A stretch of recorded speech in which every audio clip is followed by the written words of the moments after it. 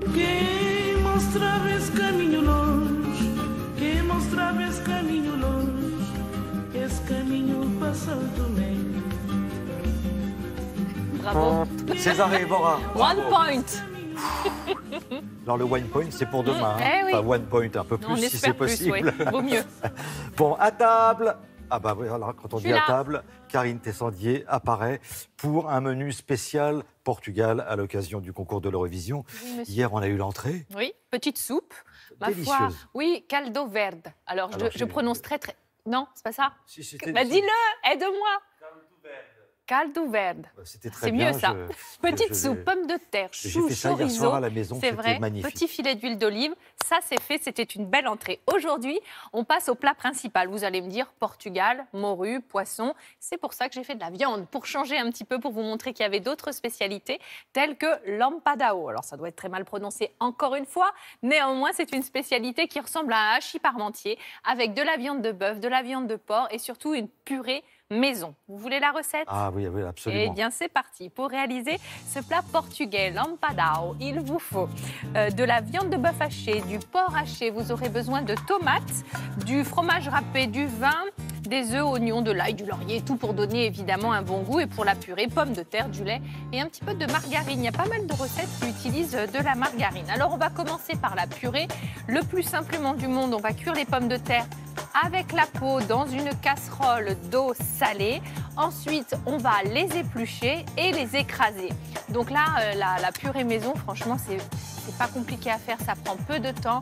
On a 4 pommes de terre à faire cuire. Alors là, par contre, je vous avoue que c'est un brin chaud.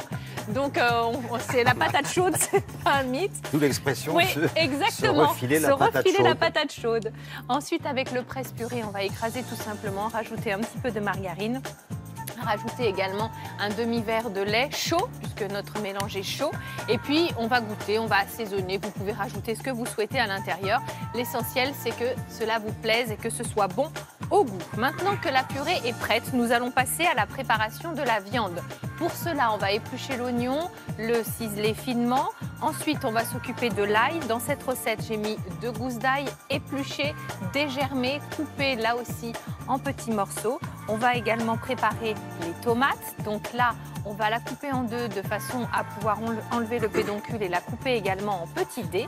Et on va passer à la cuisson dans une poêle bien chaude avec de l'huile d'olive portugaise.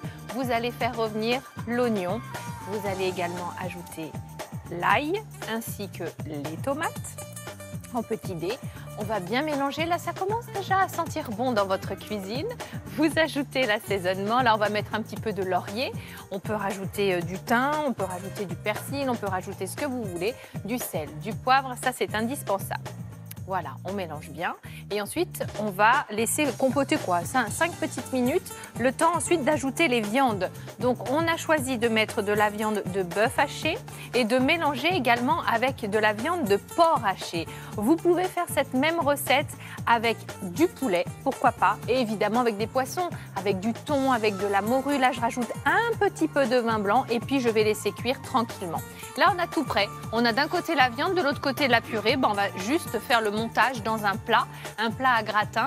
Alors, j'ai mis la viande directement, la purée par-dessus. Vous pouvez mettre purée, viande, purée. Et sur le dessus, généralement, on trouve beaucoup de recettes où il y a un jaune d'œuf qui est étalé par-dessus pour faire briller un petit peu tout ça, pour faire une petite croûte dorée. Donc, j'ai mis le jaune d'œuf et puis comme cela ne suffisait pas, j'ai également ajouté du fromage râpé. Ah bah oui. Le petit fromage râpé qu'on va mettre. Ça grille par-dessus. Exactement. C'est quand même le meilleur, ça, hein, le coup du fromage râpé. On veut tous avoir son petit morceau de grillé, comme on dit. Donc, tout y est cette fois-ci et on va pouvoir enfourner à 180-200 degrés à peu près. Tout est cuit, donc c'est vraiment histoire de faire fondre le fromage, que ça grillote un petit... Regardez, hein, ça bouge encore dans le plat. C'est bien croustillant sur le dessus. Vous laissez voilà, bien doré et ensuite vous mangez bien chaud. Je peux vous dire qu'à la fin du repas, il n'y a plus rien dans le plat. Non. Ça, c'est garanti.